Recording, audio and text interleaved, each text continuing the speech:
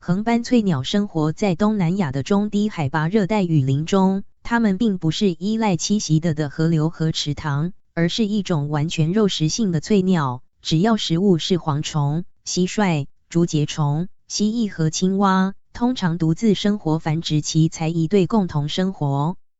这是一次非常难得的拍摄过程，本来是马来西亚鸟岛最有把握的鸟，却是在同一个山头找了一整上午，连中餐都没吃，继续找不放弃，终于找到母鸟。我们回到鸟点却又找不到鸟，正准备放弃时拍到了公鸟，因为太累天色也暗了，想离开时竟然看见它们一对在等着我们，